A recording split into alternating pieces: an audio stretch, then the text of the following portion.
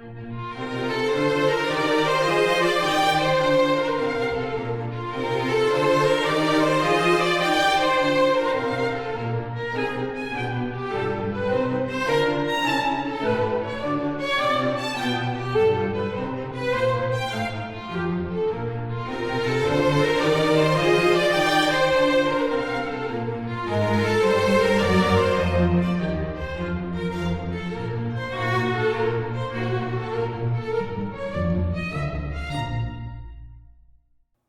and welcome to episode 42 of A Grand Tour with my great-great-granddad. My name is Ed Hill. So this is the podcast dedicated to the history surrounding the journals written by my great-great-grandfather William Mowbray Campbell Scott back in the 1840s. If you're listening again, you already know that.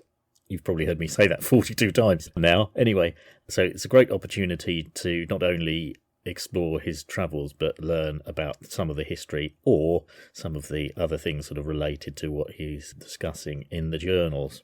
And also I hope it gives some sort of insight into what life was like for someone of that era who was, I would say, a professional engineer, probably quite well-to-do person, had a bit of money and was able to use his expertise in engineering to travel the world and obviously firstly earn money, but also experience these sights and sounds, which I suppose to a lot of people relatively then that would have been really a very wide opportunity to travel the world.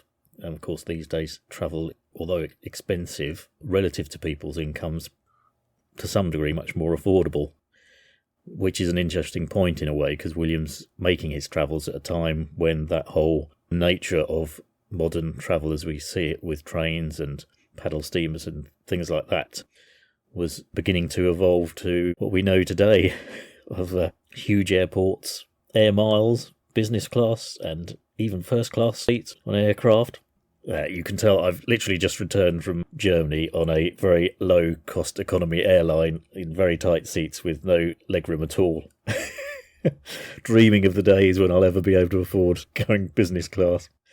At least they gave us a packet of biscuits to help us forget our woes in the cheap seats. Right, just to say, if you're tuning in again, thanks very much. It's really great to have people regularly listening. And I notice, actually, we've got a few new listeners from around the world as well. India and Spain and New Zealand and Australia. So thanks for tuning in. If you're encountering the podcast for the first time, or this is early days, as you know, there are more than 40 other episodes prior to this that deal with William's travels around Europe, essentially when he's employed to be a train driver in the second oldest railway in Italy, in Milan. So you can catch up on all those and do subscribe as well, then you'll get to hear a new episode each time it drops, I think is the podcasting term. Basically, the podcast is available on all podcast platforms that are out there.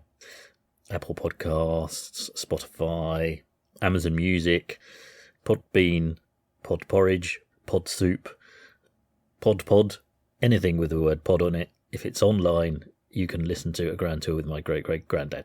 Best thing is to Google it, and there you will see the Acast website page, and it'll come up anyway with your search engine.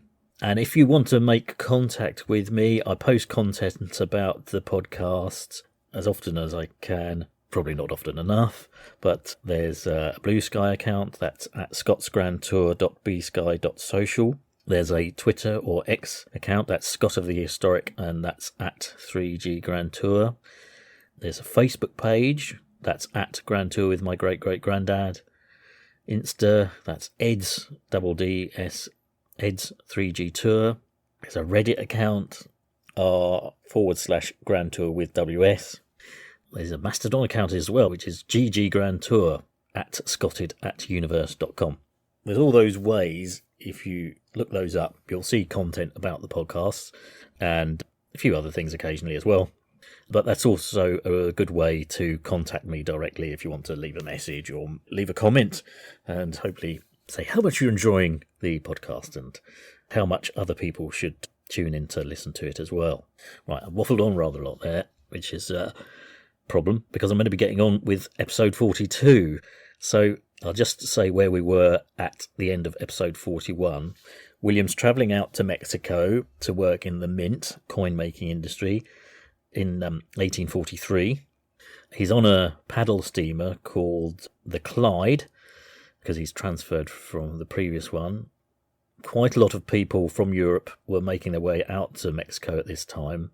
Basically, it was seen as a bit of a, I suppose you could say, money-making opportunity by many Europeans at that time. It had gained independence from Spain, and quite frankly, other European countries and other European people were hoping to make money out of the place because it was rich in natural resources, and in particular silver, and to a lesser extent gold. So really William's part of that whole charabang, or whatever you want to call it, of people from Europe going out to Mexico to earn a living and make, I wouldn't exactly say make his fortune, but certainly part of an economic trend of people going out to Mexico to earn some money by being part of a number of companies who were exploiting its resources.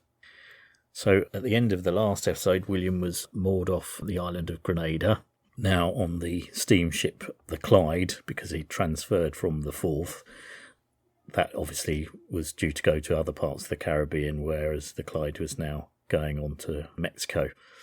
And as we heard last time, it also had a load of quicksilver with it as well, or mercury, that was used in the silver mining industry.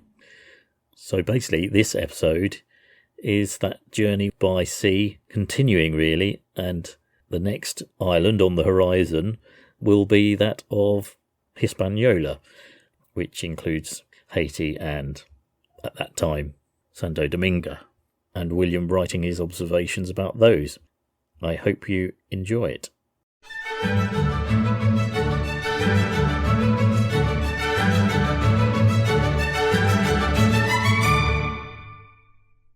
The city of Glasgow, another of the Royal Mail Company's steamships, was laid also at Grenada when we arrived, and departed with mails and passengers for St. Vincent, St. Kitts, and the rest of the Windward Islands at noon, along with the mail schooner Liffey, which was making its way to La Cura at the same hour. The Forth left Grenada at 7:50 p.m. for Trinidad, Antigua and St. Thomas's. At 8 p.m. the Clyde also left the harbour, and though the stars were very bright and the evening clear, we lost sight of the island in a very short period. October 26th. Still ploughing our way across the wide Atlantic, in the finest of weather, though suddenly rather warm. This afternoon several swallows and 3 hawks settled upon the rigging. After several ineffectual attempts by the sailors to lay hold of them, a shot was fired, and an uncommonly large and savage hawk was brought to deck, slightly wounded, and placed in one of the hen's coops. One of the passengers also caught a swallow. Sorry to break in so early here, but I just thought I'd mention this incident. It reminded me of that scene in the film Master and Commander, if you've ever seen it, where some sailor, he's actually one of the Marines on board the Navy ship, fires a shot at a bird that's flying around the ship at the time. I think in that film it's an albatross or something similar. And, of course, it swoops down low on the horizon and he fires the gun and it actually hits the ship's doctor in the chest rather than the bird. So you had to be a bit careful with shooting birds at sea. And, of course, in maritime folklore, shooting a bird, particularly an albatross, is seen as being very unlucky. If you know Coleridge's The Rime of the Ancient Mariner, you'll know that all sorts of woes befall seagoing people if they dare to carelessly or cruelly end the life of an albatross.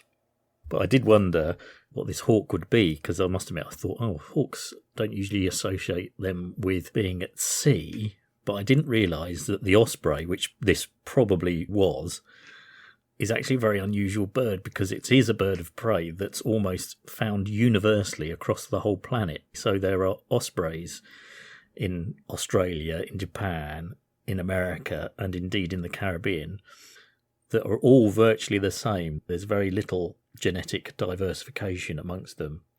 Its Latin name is Pandion haliatus. Although one of the divisions is actually a Caribbean one, which is probably the one that was shot by the sailors on William's ship. That would be Pandion haliatus ridgway. In fact, it's only very slightly different. It's just a slightly lighter colour than other members of the species, and that's really the only difference that there is between any of them really around the world. Some are a bit darker, some are a bit lighter, some ever so slightly smaller or bigger. And I have to say, I didn't realise in my ignorance that they do indeed hunt fish in the sea. I, in my mind, thought they just hunted fish on lakes and rivers inland, but that's not the case at all. In fact, most osprey do hunt fish at sea, and they roost and have their habitat on the coastlines around the world. So I'm pretty certain that would have been the bird that they shot. At least they didn't kill it. It was able to spend the rest of the sea journey in a miserable little cage that they put it in. But anyway, I wonder if it was let out at the end of the journey. And one poor swallow that copped it as well by being caught by some passenger. I suppose perhaps it was out of sheer boredom on the trip that they were looking to accost these poor creatures.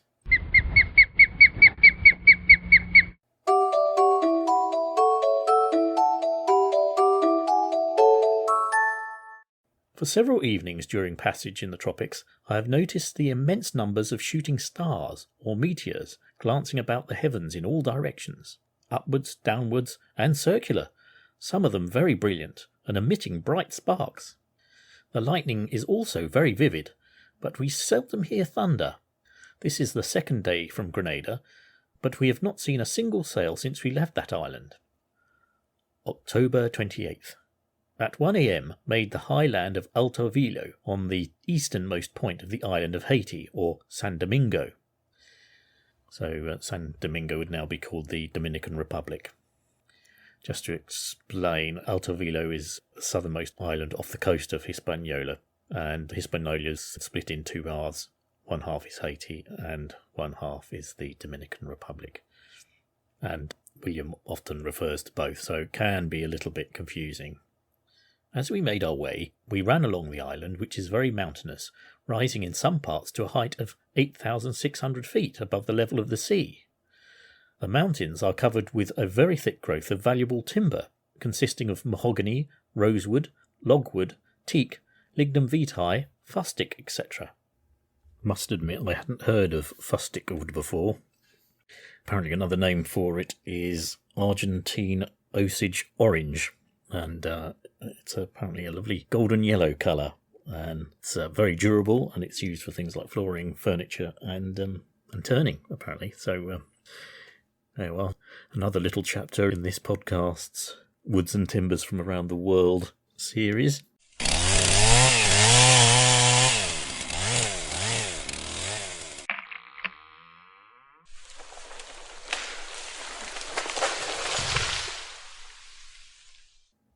At 8:30 a.m. we brought to off the town of Jacmel, where the mails and 2 passengers were immediately landed. This town is situated at the bottom of a beautiful bay on the north side of the island, the houses of wood covered with shingle, and, as usual in those islands, interspersed among gardens, groves of palm, and coconut trees. The bay possesses an excellent anchorage and is defended by 2 forts, but they are in a very neglected condition.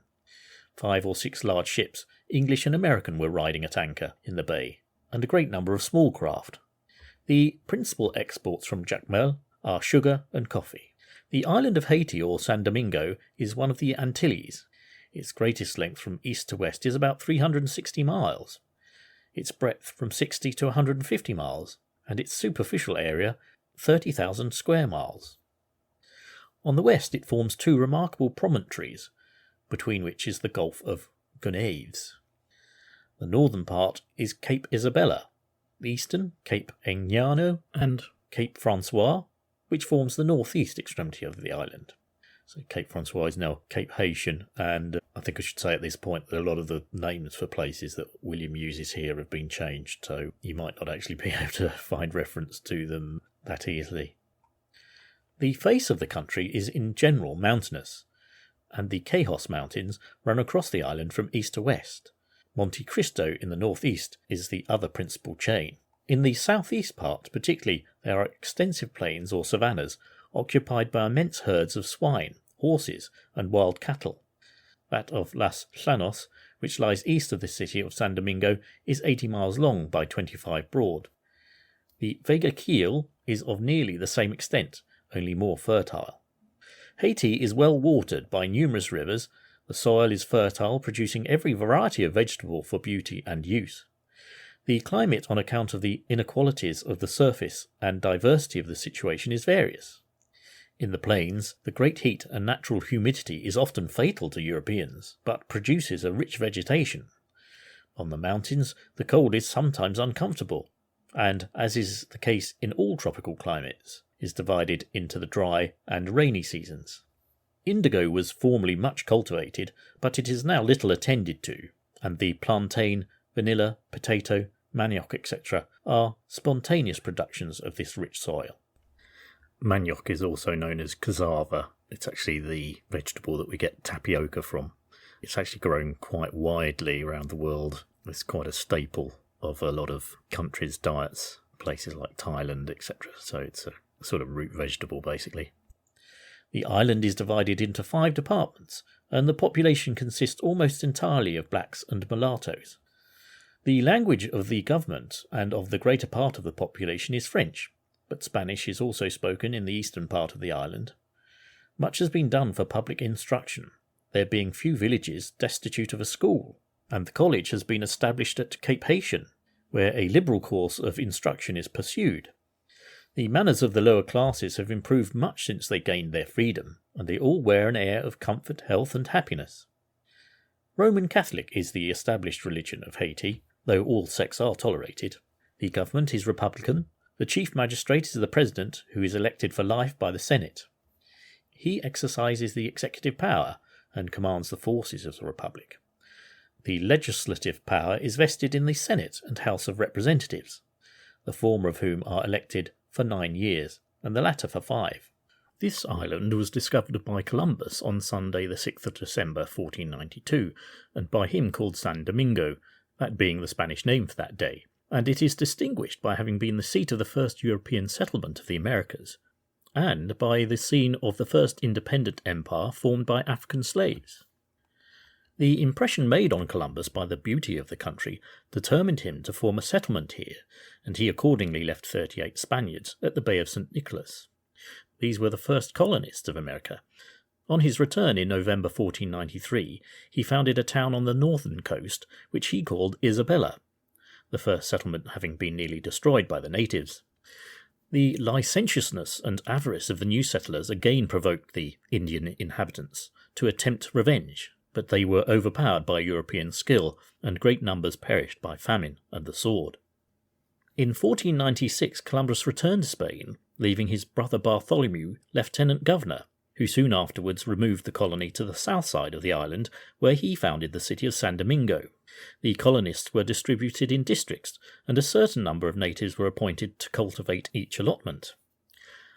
However, this unholy race dwindled away fast, under disease and labour to which they were unaccustomed, and their numbers were so much reduced that by 1513 Nicholas de Ovando, the governor, to supply labour, decoyed, so that's another word for lured, decoyed 40,000 inhabitants of the Bahamas into San Domingo. And notwithstanding this accession, towards the middle of the century, not 150 of the Indians remained alive. The Spanish colonists, in the meantime, degenerated from the spirit and enterprise of their ancestors. Their mines were deserted and their agriculture neglected, and although Ovando had introduced sugarcane from the Canary Islands, such was the indolence of the inhabitants and these colonists that they could not be persuaded to cultivate it. In this state of things, the island remained for more than a century. About the middle of the 17th century, French and English buccaneers began to show interest in the island, and the French obtained a footing on the west end of the island about the same time that the English got possession of Jamaica. The French applied themselves to agriculture, and in a few years attracted the attention of the French government. From the year 1722, when the French colony was freed from the yoke of exclusive trading companies, it then rapidly rose in prosperity, whilst the Spanish settlements had declined in population. It was not until 1765, when free trade was open to all the Windward Islands, that the Spanish San Domingo began to exhibit symptoms of prosperity. In 1691, Spain ceded to France by the Treaty of Ryswick the western half of the island, and in 1776 a new line of demarcation was drawn, and a liberal commerce was opened between the two sections. From 1776 to 1789, the French colony was at the height of its prosperity. Its productions were immense and valuable, and its commerce in the most flourishing state. Right, I'm going to stop here and do something that I don't do too much while I'm reading through and talking about the journals, but I'm going to leave quite a large section out here. At this point, William talks about the history of Haiti, or the whole island of Hispaniola, and how it had come to be ruled by the actual African slaves who'd been sent there when the island was part of the French Empire. Firstly, William's summary of it, he does his best, which is pretty good, but it's actually quite hard to understand because there's quite a lot of information there that he's trying to put in, and it's a bit contradictory, and some of it's not quite right anyway. But basically, we're talking about the Haiti Revolution. So the Haiti Revolution is all about this island that's got several names. It's now split into Haiti and the Dominican Republic, so they're the two halves of the island.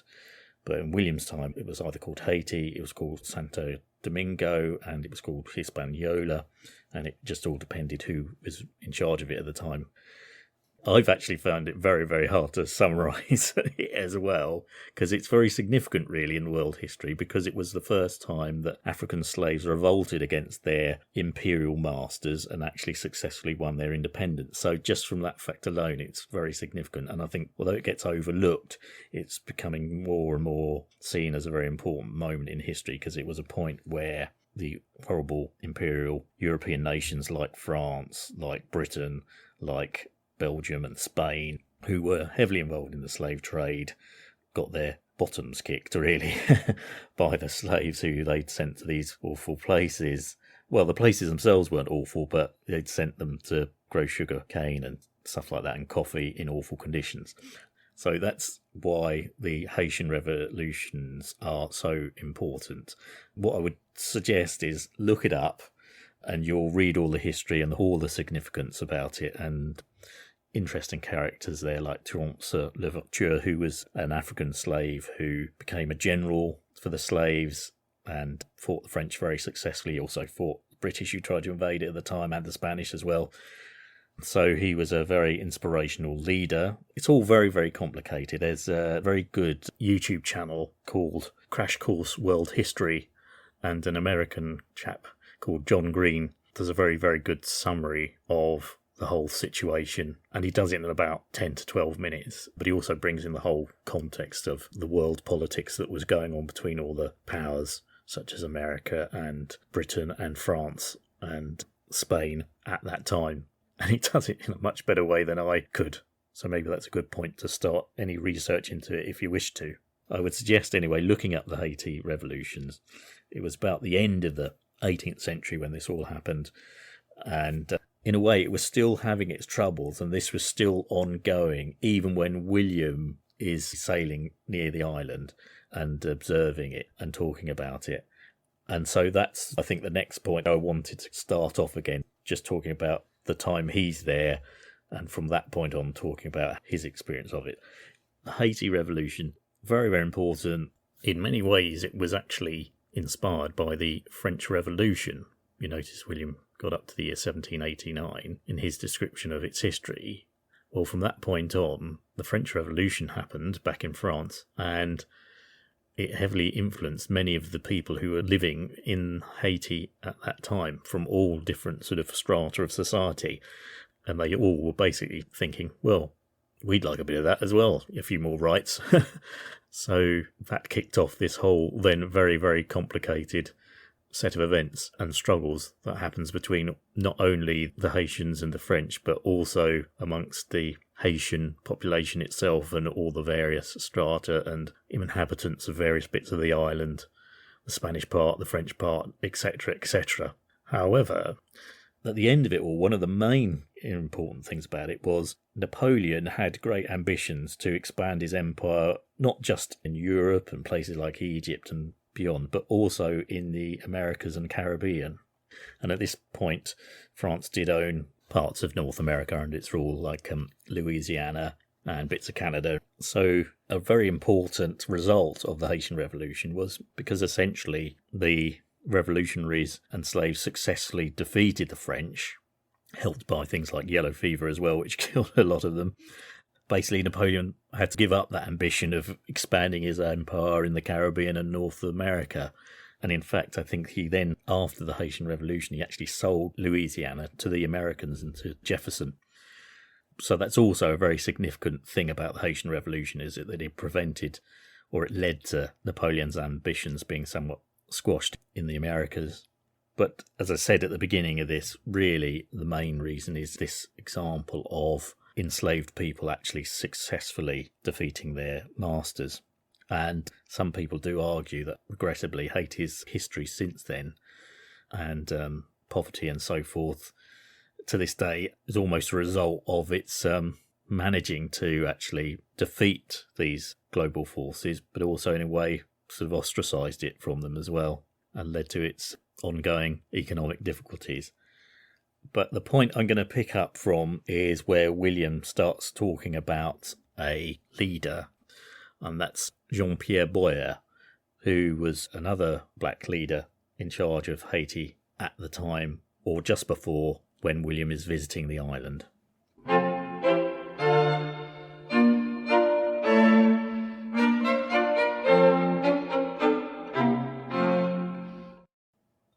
In 1820, the whole colony was united under Jean-Pierre Boyer, the successor of Pétion in the office of president, who is said to have possessed many of the virtues of his predecessor. That part of the island which was originally settled by the Spaniards remained in their hands until December 1821, when it followed the example of the inhabitants of the northwestern part and voluntarily placed itself under the government of President Boyer, who thus peaceably became a master of the whole island. A short time previous to our visit, disturbances, and those of a very serious kind, had broken out, and the island is at this time in a very disturbed state, greater numbers of the most influential men having been obliged to fly to the island of Jamaica for safety, and President Boyer has made his escape to France. During our stay off the town, a number of officers came out in boats to see the ship, the steamer being quite a new thing to them. I'll just quickly explain here what's happening at the time when William's on the ship off the coast of Haiti, and he talks about there being disturbances on the island. So, as I said, Jean-Pierre Boyer, I think the French pronunciation is Boyer. I could go in Boyer, but it's Boyer. Anyway, Jean-Pierre Boyer, he had actually been president of Haiti and Hispaniola for 25 years. It actually had been quite a sort of stabilising element in terms of the leadership and politics of that island. 25 years being a long time without any sort of major revolutions happening or anything like that. But unfortunately for him, by 1843, which is when William's there, things weren't going so well. The economy wasn't going very well. There was a bad earthquake as well, which had a lot of economic repercussions. And Boyer, who'd managed to actually become ruler of the whole of Hispaniola rather than just Haiti on its own, so he had managed to become ruler through various battles and treaties and things to be the president of the whole island, Santo Domingo and Haiti. That had happened in 1822. So basically, if you like, the Spanish side of the island and the French side of the island were now united in one country. But by 1843, things weren't going very well economically. There was general unrest about his rule. And so a militia was created, and another officer called Charles Rivière-Hérault had taken over as the president. So as Williams says, Boyer had fled to Jamaica. He eventually ended up back in France, and he died in France in 1850. So probably Charles Rivière-Hérault was the person in charge at that time when William's there, but there was still an awful lot of unrest. In fact, Like in a lot of these situations when people take over from some sort of dictator, actually things get worse. And the unified Hispaniola breaks down after Charles Riviere Hero becomes president. There was an uprising on the Spanish side of the island. They defeated the French side of the island.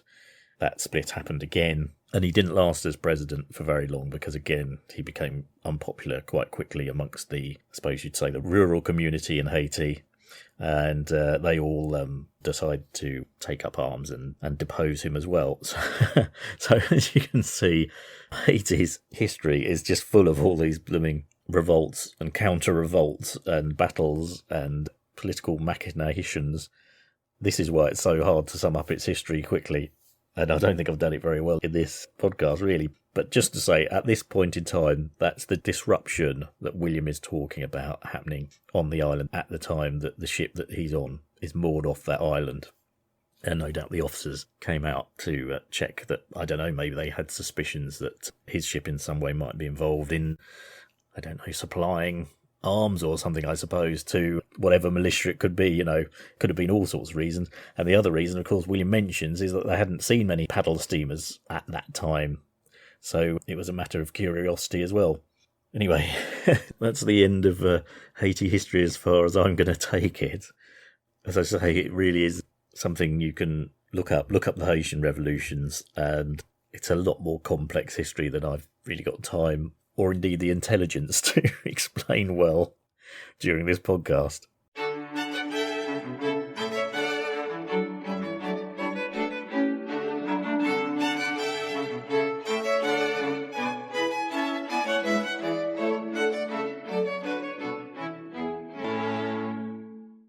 At 10:30 a.m, we left Jacmel and kept steering along the coast, which does not appear to be all that thickly inhabited. We noticed several coffee plantations, and the timber on this island is immense, and of an enormous size.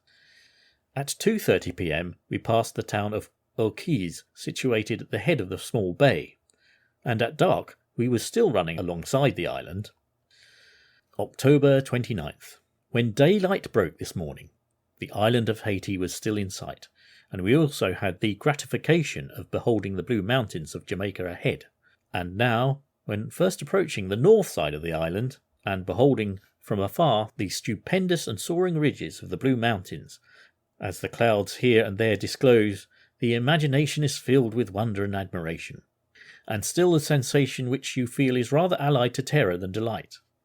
Though the prospect before me was in the highest degree magnificent, it seemed a scene of magnificent desolation. The abrupt precipice, the inaccessible cliff, had more the aspect of chaos than of creation, or rather seemed to exhibit the effects of some dreadful convulsion, which had laid nature in ruins. Appearances, however, improve as you approach, for amidst 10,000 bold features too hard to be softened by culture, many a spot was soon discovered where the hand of industry had awakened life and fertility. With such pleasing intermixtures, the fine line of the lower range of mountains now became visible, crowned with woods of majestic growth, combined to soften and relieve the rude solemnities of the loftier eminences, until at length the savannas at the bottom met our sight. These are vast plains, closed chiefly with extensive cane fields, and displaying all the pride of cultivation and the verdure of spring, blended with the exuberance of autumn. They are bounded only by the ocean, on whose bosom a new and ever-moving picture strikes the eye. For innumerable vessels are discovered in various directions, some crowding into one another, and others appearing from the bays and harbours, to which this coast is everywhere indented. So basically what he's saying, the coast is very zigzaggy and there's a lot of ships moored amongst them. The southern shores of Jamaica, diversifying with hill and dale, timber and cultivation, and the blue mountains for a background, afford a delightful coupe de vale, though I believe usually considered much inferior to the north side of the island. But the prospect on rounding the point and entering the harbour of Port Royal is truly superb. 8 p.m. Well, here we are, safely moored in Kingston harbour, at which place we arrived at 4:30 p.m, lying as it were in a dock, the water shining like a looking-glass in the moonlight, Nothing to disturb the stillness of the evening but the striking of the ship's bells and firing of the evening gun from the guardship off Port Royal. It has just gone 8 o'clock, the lights are glimmering from the shore, and high over all are the windows of the cathedral, streaming with a flood of light, where they are celebrating evening service, for it is the Sabbath. And though with us here it is only the hour I have mentioned, most of my fellow citizens in whose company I heard the Sabbath bells this day are now sleeping in their beds, for my watch tells me that it wants but 1:45 in London. Such is the difference with us at a distance of 5,126 miles to the westward. The harbour of Kingston is a most beautiful spot, large enough to hold the whole British Navy at anchor, and surrounded on all sides by land, except at its very narrow entrance, and that is by a very crooked and intricate channel, with Port Royal and its forts commanding it. About 7 miles is the distance from this point to the town of Kingston, which occupies the front of a beautiful semicircular plain surrounded by lofty mountains. The town itself, I must say, has rather disappointed me. The houses are low, built of wood and covered with shingle, and as usual in the tropics, interspersed with gardens. The streets appear to run at right angles, but as I go ashore in the morning, I shall be able to give a better account of it. It is surprising with what anxiety the colonists board a ship from the old country, and how ready they are to get into conversation with anyone that will give them any information respecting it. And I must say that they are equally willing to gratify a stranger in that respect, as to any questions he may ask respecting the island. The curious feeling on first finding myself in the midst of a coloured population is fast wearing off, and the mind begins to associate itself to the position in which the body is located. But I take a truce from these reflections at the present moment, and prepare myself for what information I may be able to collect on the morrow. October 30th. Went ashore this morning immediately after breakfast, and my first visit was to the scene of the disastrous conflagration that occurred in Kingston about 2 months ago, when upwards of 600 houses fell prey to that devouring element.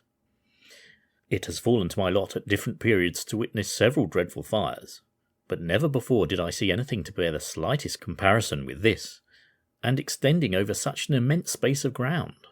But certainly the houses are built of very flammable materials.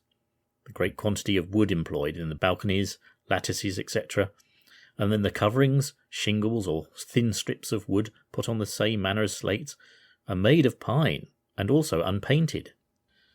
These, added to the extreme heat of the climate, which makes the softwood in a few months like tinder, mean there is little surprise in the destruction. However, the non-efficiency of the fire engines and a regular organised fire police abate somewhat the wonder that a person fresh from London feels at first sight of the ruins. But what struck me most was that right in the centre of this scene of desolation, and towering over all, stood a large temple of the Most High, with which the exception of a few squares of glass broken, was totally unscathed by that mighty and destructive element. The town of Kingston is much larger than I thought when on board ship. There are a great many good houses and hotels, and some very respectable public buildings. Now, I'll just mention here that this first paragraph that Will writes is an actual example where he's obviously copied something directly from some sort of reference book. When I was researching it, the words actually came up in the Google search that I did. As you know, you get some of these old publications posted online as PDFs. And this first paragraph is actually an extract from a book that obviously William was reading to accumulate his facts and figures about places. So it's actually from a book called The British Cyclopedia of Literature, History, Geography, Law and Politics, Volume 2, by someone called Charles Frederick Partington. So it's funny because you'll read this first bit and then he goes back into his own actual observations about what he's seeing. So it's literally this first paragraph. The town stands on a plain that rises with a gradual ascent to the foot of the Legnania Mountains and enjoys the full benefit of the sea breezes, which blow nearly the whole day, whilst during the night a land wind rises to cool the air. This town was founded in 1693 after the destruction of Port Royal by an earthquake the preceding year. According to the original plan, Kingston was to be built in the form of a parallelogram, 1 mile in length by half a mile in length. Rather odd term, isn't it? But it has of late been greatly extended, and at present much exceeds the original plan. And then at this point we then go back into William's actual own words, and you'll understand why, because he's just writing an account of what he's actually seeing and experiencing for himself here. The streets are wide but unpaved, and are either ankle deep in dust or the same depth in mud. But it is no consequence here, as everybody rides, and it is considered as the very acme of vulgarity to be found plodding your way on foot. Mr. Davies, a gentleman who I have already mentioned, gave me an invitation to take a seat in his carriage for the purpose of visiting one of his plantations called Malloy's, about 5 miles from Kingston, which of course I accepted. When we arrived there, we visited the different buildings connected with the sugar estate. The canes on being cut are brought to a mill formed of 3 large rolls of cast iron, driven by a steam engine of 10 horsepower. The juice expressed from these canes passing along pipes to coppers for the purpose of boiling it.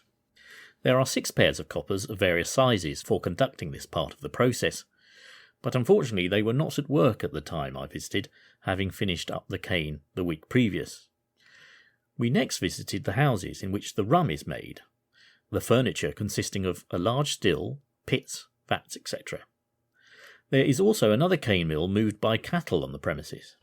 Having satisfied my curiosity upon these points, we adjourned to the house for refreshment, after which we mounted on horseback for an excursion into the cane fields. And here I must say that it is totally impossible to convey by words any idea of the vegetation of this island. The sugarcane bears some small resemblance in shape to those reeds that grow in marshy places in England. Only the canes, when fully grown, are 8 feet high and 3 inches in diameter, their leaves also being in proportion. They are propagated by cuttings planted in trenches, 4 feet apart, each plant, or stool as it is termed, throwing out from 10 to 20 stalks. The first crop is cut 15 months from the planting, and they will then bear cutting at intervals of 6 months, no less than 7 or 8 times, before they require renewing. During our ride I was much surprised at the quantity and beauty of the flowers and plants on every side.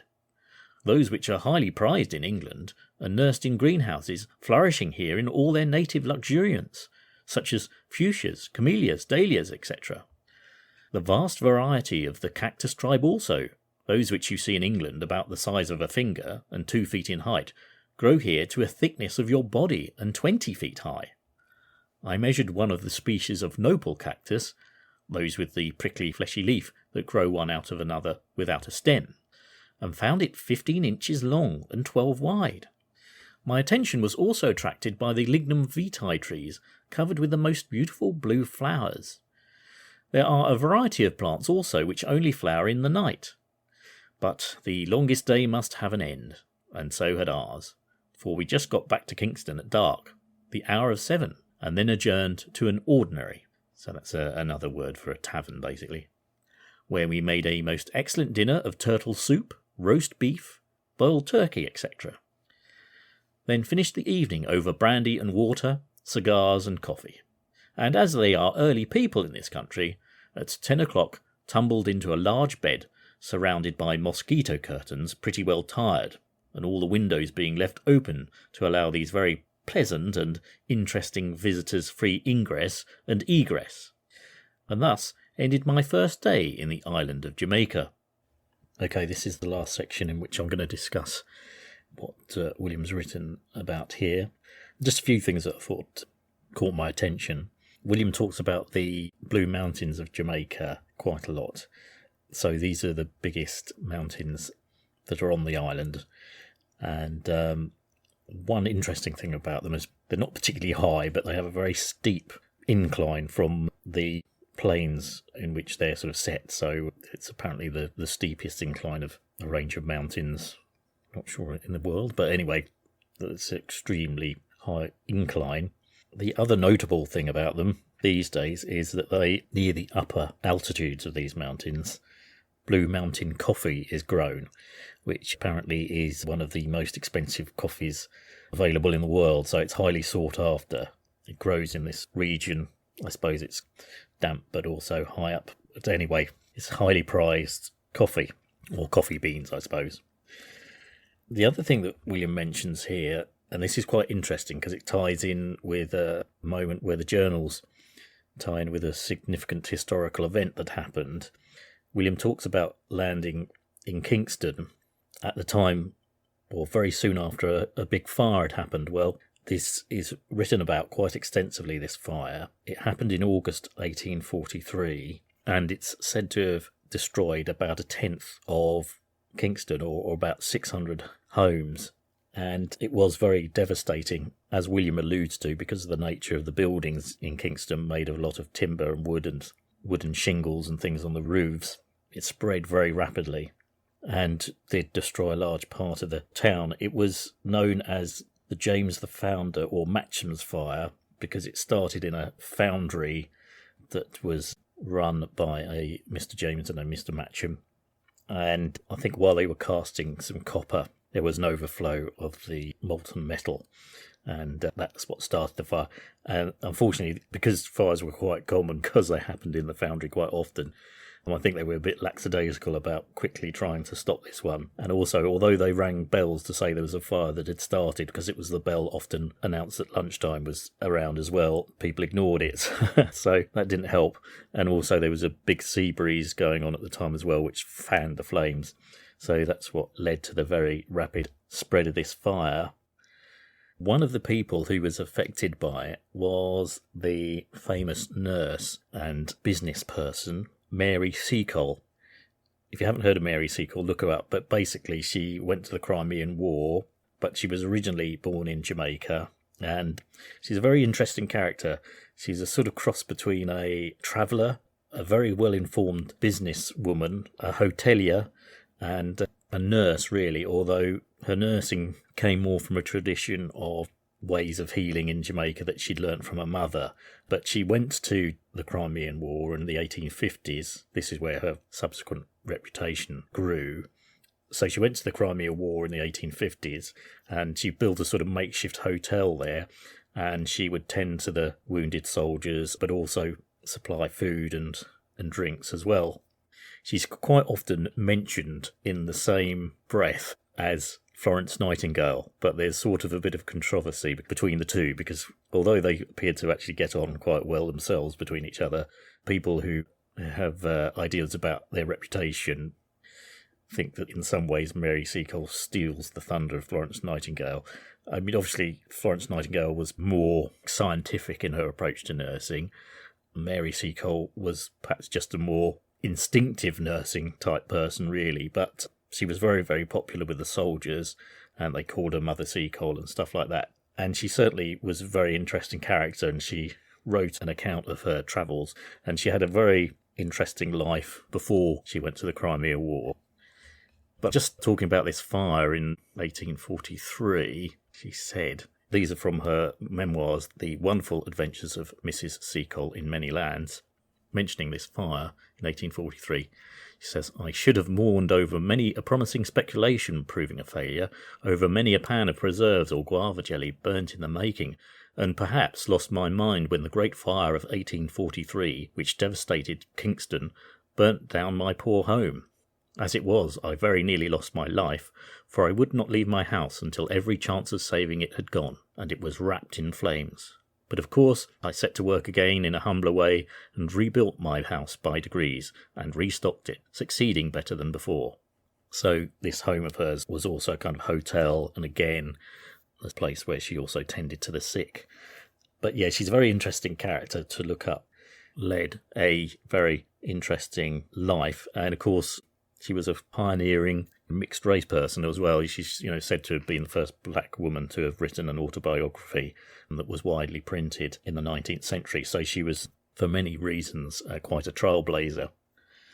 But William is there just a few weeks after this fire had happened, and it devastated Kingston, and it, for many years, took a long time for the areas that had been affected by the fire to be rebuilt.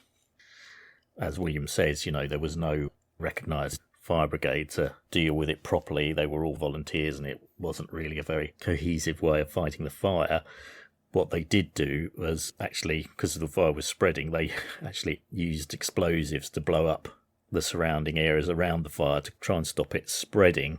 And in fact, the only casualty that happened, amazingly, was by someone being blown up by one of these shells that went off rather than the fire itself.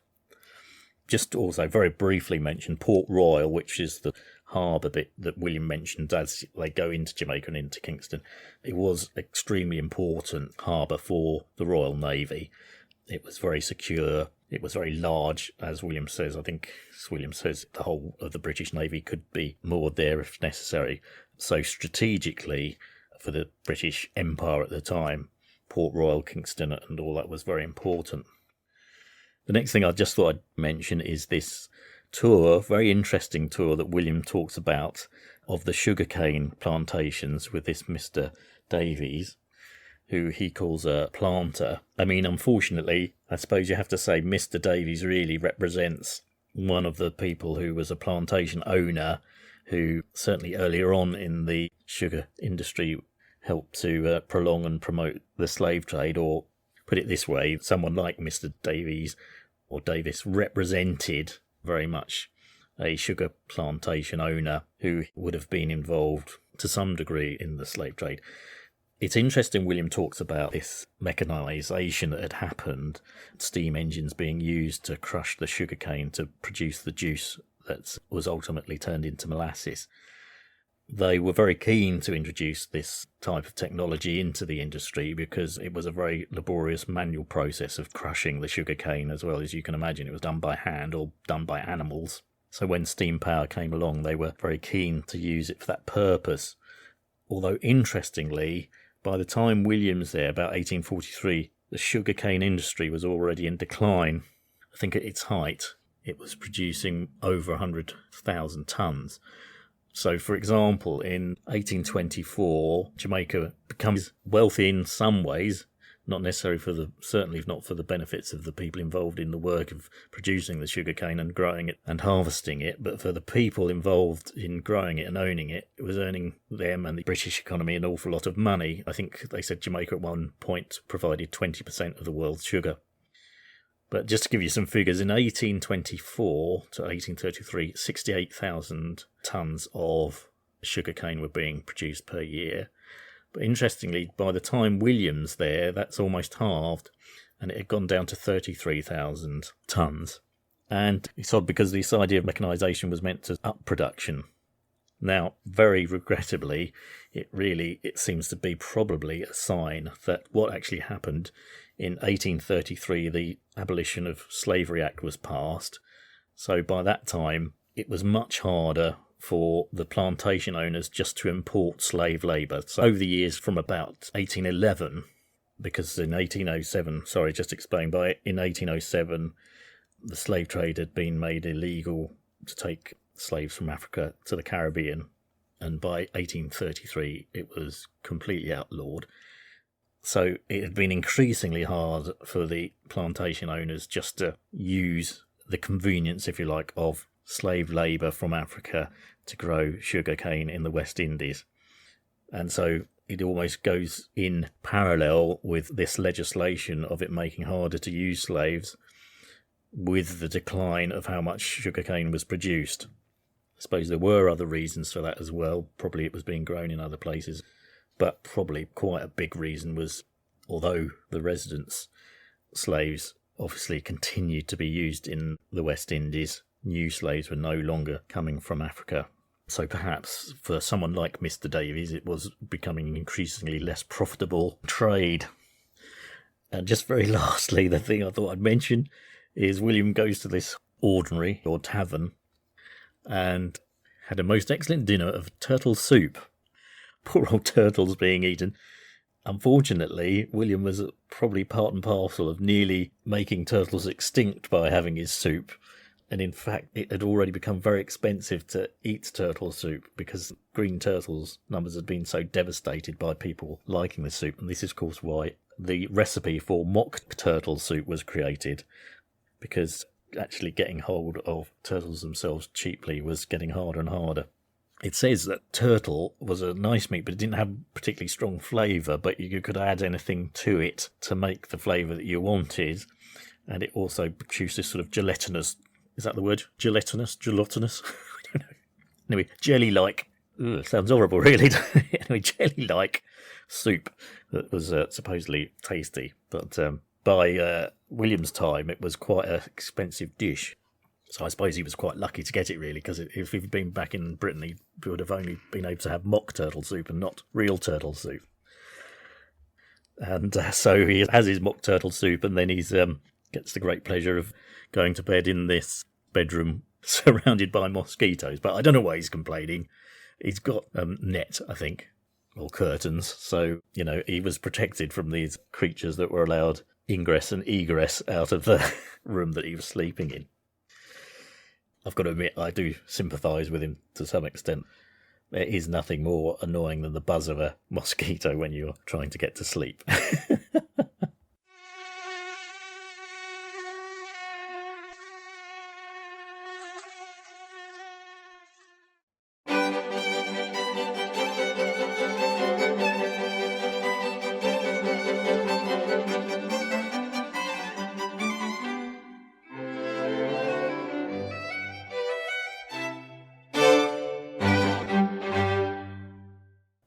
So I'm going to stop here at this point, whilst William is sleeping in his bed, surrounded by mosquitoes. And it's an appropriate point to finish anyway. As he said, it was the end of his first night in Kingston, Jamaica. I hope you've enjoyed this episode. I think there was a lot in it. I hope I didn't get too sidetracked by going into the history of Haiti and Hispaniola. I tried to summarise what William had written, and I think I spent longer talking about it than he did in the journals. But anyway, I think I gave a bit more of an explanation. When William's writing his abridged history, sometimes it can be just, and then this person became president, and then this person became governor, and there's not much context in which he says why or when these things happen. So that's why I kind of felt it was better if I tried to explain the Haitian revolutions, because there were more than one. This is the thing, it wasn't just one revolution, several, one after the other, and often by different members of the society who had a particular grudge for whatever reason at that moment they had some grievance about. So it is very complicated.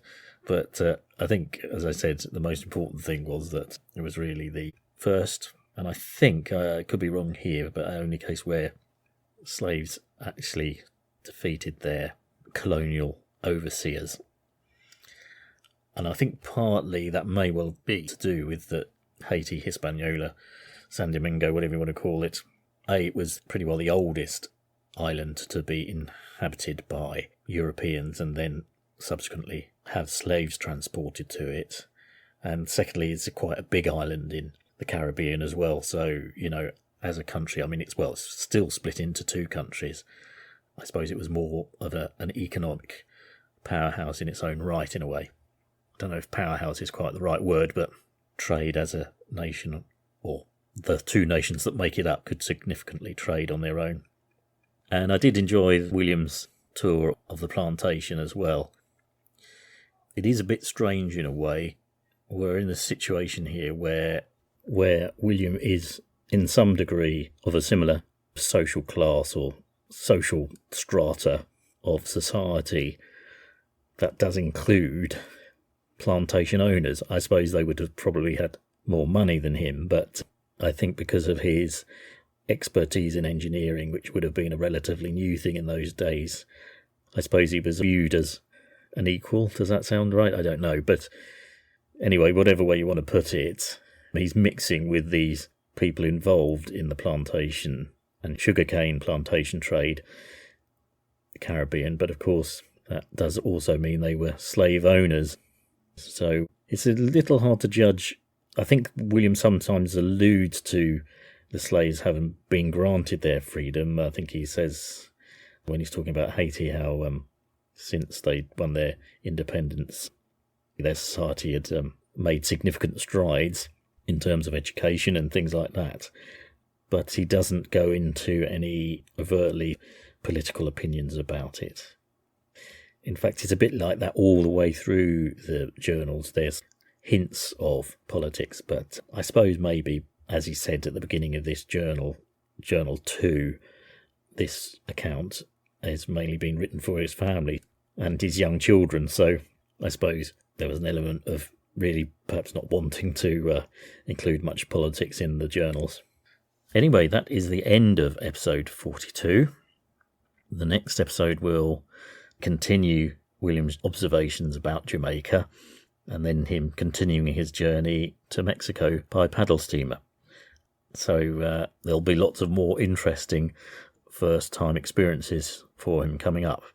So just a very quick reminder as well, as I said at the beginning, there are all those social media ways in which you can contact me if you wish, and leave comments. There's the Blue Sky account, Facebook page at Grand Tour with my great-great-granddad, and the Blue Sky account, which is at scotsgrandtour.bsky.social, Scott of the Historic on X, Twitter, whatever, the Reddit account, all those ones that I mentioned. If you want to see a bit more related content to the podcast, you can get it there.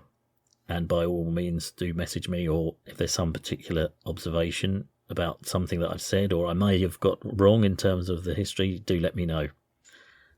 And lastly, do subscribe as well, because then you'll get the notification that there's a new episode being released or completed. So it's time to say goodbye. That is it. If you have been, thanks for listening.